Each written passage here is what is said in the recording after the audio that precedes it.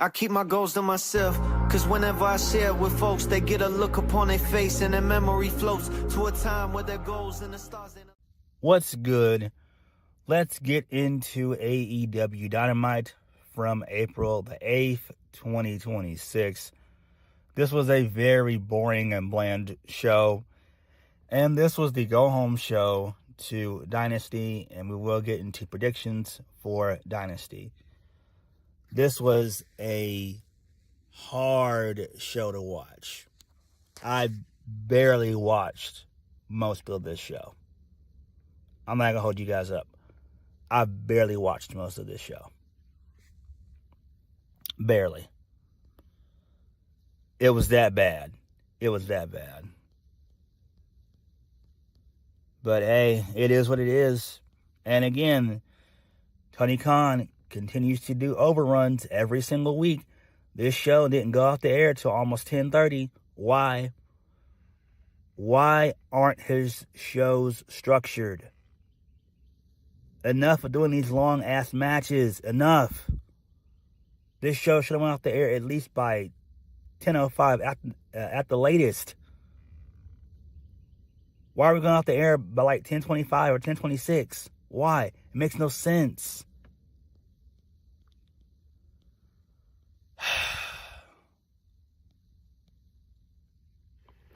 I don't know. And then you expect for people to reach into their wallet somehow and pay $50 for this bullshit, or $40 if you have a max subscription. I don't know, man. I really don't know. I really honestly don't know, guys. This was just awful. Let's just go ahead and get into this, and then we'll get into the predictions. All right, so we kicked the show off with a brawl that broke out between the United Empire and the Death Riders. They fought in the parking lot and destroyed each other. I mean, both factions destroyed each other. So, basically, United Empire, they got the upper hand. So,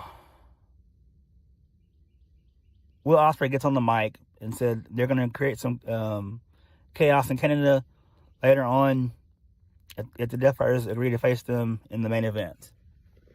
So, whatever. Who really cares? It's not that important. Moving on from that, this leads us into the Don Callis family. So, Kyle Fletcher, he's out of action. He got injured. We don't know how long he's going to be out of action. Maybe 6 to 8 months, maybe even more. I don't even know what the injury was. That sucks. Hopefully when Kyle gets back, hopefully the Don Callis family is over and done with for him. If I was him, I would really try to do a singles run by himself and be a heel by himself. He doesn't need Don Callis at all. The Don Callis family is the worst faction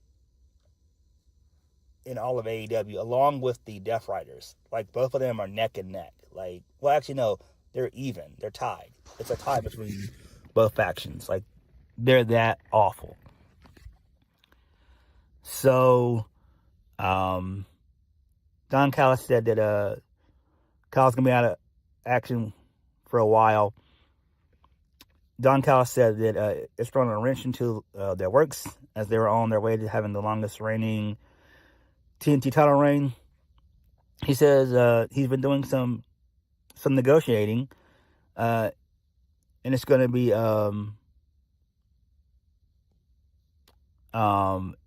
it was going to be Proto Okada versus the Young Bucks, but that's not going to happen. Now, he said there's a reason they call him the Invisible Hand. He said that he has a pivot that blows everyone's mind. Don said he wants to see, people want to see Okada and Takeshita fight. He said he runs his family like a sports franchise, and like some people don't get along. So it'll be a long time before he lets that match happen. He says that he calls the shots. Takeshita basically wanted well, he basically challenged Okada for the title at some point, and Don said, yeah, that's not going to happen until like Double or Nothing, so that's fine there. Who really cares, though? I don't care about any of this. Who cares? Moving on, this leads us into the first match of the night. Darby Allin, Bandito, and Jack Perry. They defeated Takeshita, Andrade, and Mark Davis. This match was way too long. Actually, no, I'm sorry. I wasn't even paying attention. The Don Callis family, they win. So, there's that. So, Andrade gets the win. During the match, for whatever reason, Andrade didn't want to face Darby at all. So, Darby got on the mic and said some stuff. It doesn't really matter. He called Andrade a bitch, basically, which he kind of is for joining the Don Callis family. Andrade doesn't need the Don Callis family. He doesn't. Again, I've said that it would be great for Andrade to do something with Chris Jericho. And you put those two guys together. You have Jericho be the mouthpiece for Andrade, basically. I think that would be great. But that's not going to happen. Same with Takeshita, where Jericho takes both Andrade and Takeshita under his wing. I think that would be great, but that's just not going to happen. Moving on from that, this leads us into a backstage interview. It was Dr. Sampson with Lexi Nair. It was about what MJF said about Kenny Omega's medical condition. So Dr. Sampson said that there was post-surgery complications, but Kenny is in the best shape of his life, and he's been cleared by his surgeon and by him. He said that he spoke to Omega to be sure that he was comfortable with him speaking about his medical situation. So, there's that. Whatever. That's fine. Moving on from that, this leads us into Willow Nightingale. She defeated Queen Aminata. It's fine. Who really cares? The match was so-so, basically. So, Willow wins via the sit-up powerbomb, which is nice. I forgot what she calls that. But it's nice to see her win that way. I'm a fan of Willow. I am. But we need to do something about the TBS title. Like, she needs to be involved in some type of feud. But I don't know. I don't know who she could feud with, really. And I'm trying to think, is she even on the Dynasty card? I don't even know. Moving on.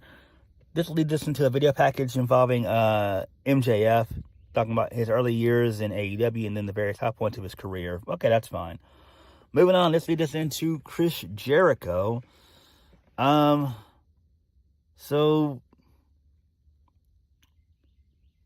Jericho has a clipboard in his hand, so it's basically, the list version of Chris Jericho is basically back.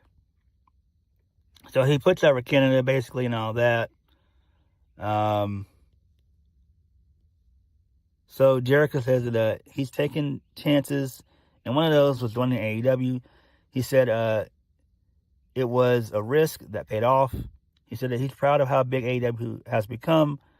He said that he's excited to build the company that he helped start. Jericho said that he's been a part of great stories and matches, but he's had some stinkers too, which is true. All that's true. He said that's all a part of being a risk taker. He said he did it for the right reasons because he loves pro wrestling.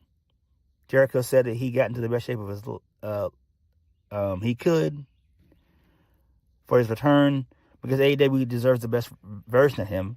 He said it doesn't matter if he's in the main events or not, or in the middle of the card, or not even on the show at all. Chris Jericho said he wants to contribute any way he can because he loves AEW. So Jericho said it's a perfect time to sign the contract. He's going to put pen to paper. So Ricochet and his goons, they come out.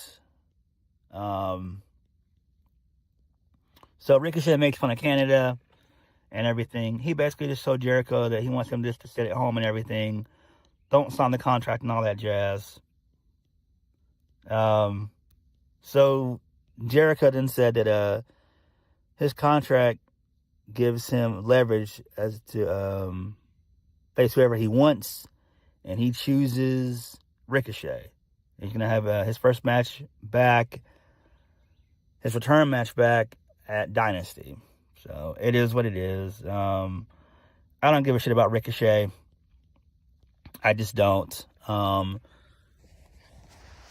This faction is doing nothing. The Demand, they suck. I don't know why Bishop Khan and Leon are tied to the hip to Ricochet. It makes no sense. They've done nothing themselves.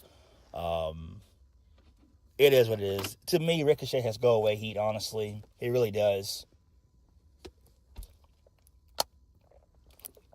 So it is what it is, man.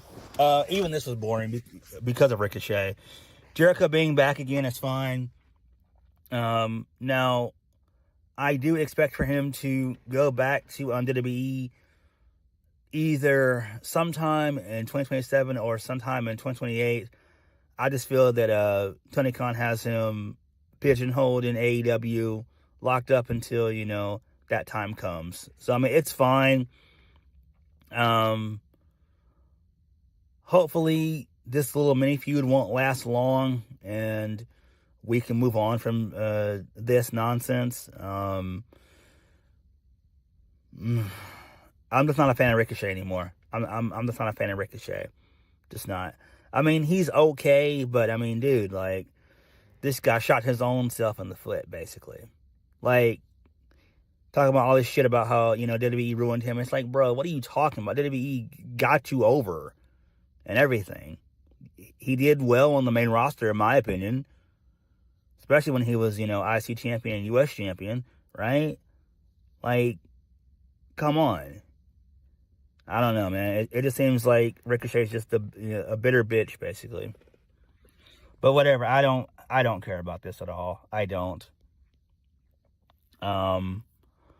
Hopefully, after Jericho beats Ricochet at Dynasty, hopefully Jericho can do something more meaningful. You gotta insert Jericho into something, though. But what? And I don't know who he can feud with that would be interesting. I really don't. I hope it's not Ricochet going forward after this. Damn it. I don't know who Jericho can feud with. I can't think of anybody that's worthwhile.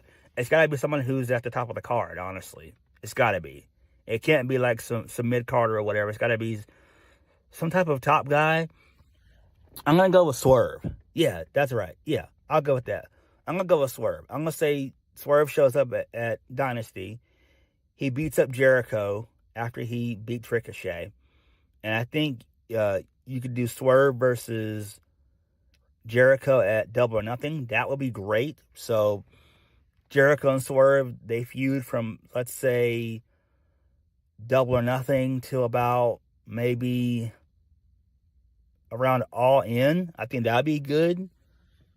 That would be interesting. So yeah, hopefully that does happen. That would be interesting. I forgot to mention Swerve. And Swerve's not even going to be on the Dynasty card at all. So yeah. Moving on, this leads us into Tekla. She was being interviewed backstage by Lexi Nair. So Tekla threatened to take Lexi to a strip club, drag her onto the stage, and break every one of her fingers, which was hilarious. So Tekla said that she was the first woman to take out Jamie Hayter when she debuted. Tekla said that the kingdom has changed since Jamie Hayter ruled it. And she promised that Jamie Hayter will never touch the AEW Women's World title ever again. And she said, at Dynasty, you're gonna be the dumbest bitch. Okay, I like that. Nice there. Tekla's great. She's great. Jamie Hayter, she has fallen from a cliff. Man, she's got to get out of AEW. I would love for her to go to NXT or TNA or something, but she's got to get out of AEW. I don't know, man. I mean, why do you want to be in a tag team also? But it is what it is, man. Moving on, this leads us into Edge and Christian. They came out, they got a good reaction. So Edge said that jealousy and pettiness was what blew up Rated FTR. He said that they were glorified henchmen for him. And he said that was a slap in reality. FTR and their dumb little faces. He said they're taking their place back at the top of the mountain at Dynasty because they are going to become the new AEW World Tag Team Champions. So Christian Cage gets on the mic, and he said that FTR's pissed off the entire country of Canada. Christian said that FTR, they've been naughty, but he was forced to pay a visit to both their moms, and he ended up banging both of them. He promised to leave Stokely's mom out of it, but when he visits her, it'll be as one half of the AEW World Tag Team Champions. I'm like, what the hell? But it is what it is. Who cares? So FTR's music, it played, and then Rocky Romero and Trent Beretta, their sorry asses showed up, and they attacked Edge and Christian. Edge and Christian fought them off, but then FTR, they attacked Edge and Christian. Edge and Christian fought them off briefly, but Edge and Christian, they succumbed to the numbers. This allowed for Cash to bring in a steel chair, and Cash jumped off the second rope and broke Christian's arm. So there's that. This is fine, I guess. This is fine. We all know that Christian and Edge are still going to win come Dynasty. This just adds more drama to the story. That's fine, though. That's fine. Trying to think, is this going to be the co-main or the opener? Because the main event's going to be Omega and MJF. But do you want to open with with Edge and Christian? I don't know. This should basically be the co-main. Because I doubt if they're going to put MJF and Kenny in the co-main spot. Nor are they going to open the show with that. So, I don't know. But it is what it is. Moving on. This leads us into Darby Allin. He's backstage. Darby said people wonder why he wants to be champion since he has said he doesn't care about anything. He said he actually cares about everything, but is insecure that maybe he's not enough. Darby said that he wants to face whoever wins between Kenny and MJF. He said that he needs this more than anyone could ever imagine. And I'm like, what the hell? It's like, Darby, you had your fucking chance. You chose to climb Mount Everest. He was always going to be positioned as the one to dethrone Jon Moxley. And he chose to climb Mount Everest. So who cares? It's like, it's dumb. Because Darby's just going to be fed to MJF. Just like Kenny's going to be fed to MJF. Like, come on. MJF's going to remain champion until All In. And he's going to lose to Will Ospreay come Wembley. That's just where this is going. So, Darby, in my opinion, he has no horse in the race. It's like he fucked up, but it is what it is, man. Whatever. Moving on, this leads us into the main event. I didn't watch it, didn't care about it. So, United Empire, they defeated the Death Riders. So it was Will Ospreay, Coleman Newman, Hinhero, and Akira. So, not Akira Tozawa, but a different Akira. Whatever. I don't care about this at all. Who cares? It's just a bunch of car crashes and nonsense. Just a bunch of spots, tables breaking and everything. I don't give a shit about this. And then this leads us into the closing segment of the show. We got a Kenny Omega video package going over all his history, basically his time in the Bullet Club, earning the moniker of the Best Bout Machine, and then we saw him co-found AEW. So there's that. So Omega comes out. He's interviewed by Tony Schiavone. He puts over Canada and all that stuff. He cut a really awful promo. I just don't want to go over it because it was just too long and just too cheesy for me. I don't care.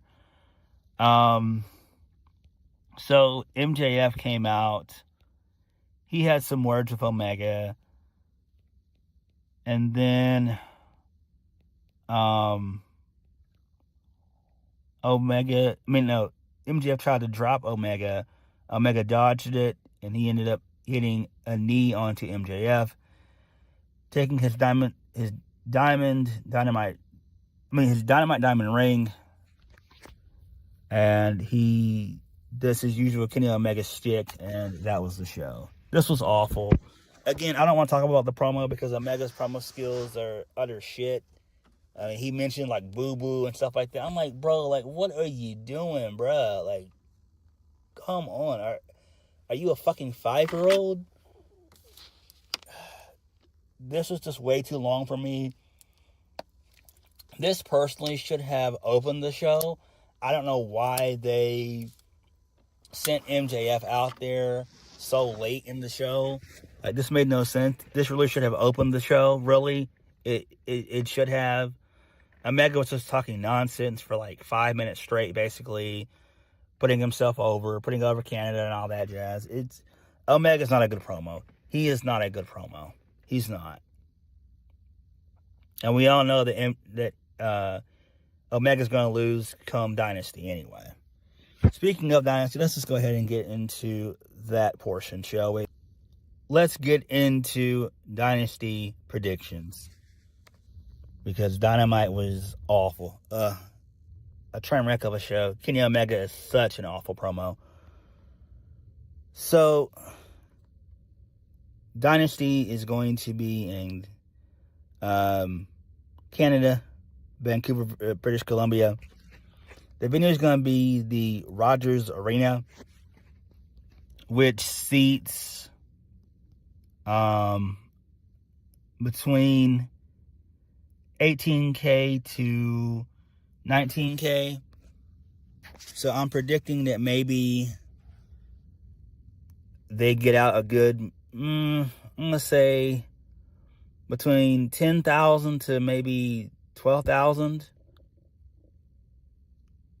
So, yeah, because if you think about it, Edge and Christian, they're going to be there. You got Jericho. You got Omega. So, yeah. Those four should be able to draw a pretty decent crowd. So, I'm going to go with they'll probably have about 10K to 12K in attendance. So, we have 9 matches on the card, which is great. Usually it's like 13 to 14 matches. So thankfully, Tony Khan showed us some grace and mercy and spared us more matches. So let's get into Alex Windsor versus Marina Shafir. I don't care about this at all. I'm going to go with Alex Windsor. Moving on from that. Andrade El Idolo versus Darby Allin. If Darby wins, he's going to receive a future AEW World Heavyweight Championship match, presumably at Double or Nothing. Darby's going to win here. Why would he lose, honestly? That would make sense for them to do Darby MJF at Double or Nothing. Sucks that Andrade is going to be taking the loss, but it is what it is. Moving on. Tekla versus Jamie Hayter for the AEW Women's World Championship. Tekla, why would she lose? She's great. Tekla kicks ass. Moving on. Tommaso Ciampa He's going to be a part of the Casino Gauntlet Battle Royal for the vacated TNT championship. I'm going to go with Tommaso Ciampa winning. It makes sense. Moving on. The Young Bucks, Matt and Nick Jackson versus the Don Callis family, Okada, Takeshita. I'm going to go with Okada and Takeshita winning. Why would the Bucks win here? Moving on. Chris Jericho versus Ricochet. Chris Jericho's going to win that. Swerve's probably going to show up post-match and attack Chris Jericho. And from that point on, they'll start their feud from there, which is fine.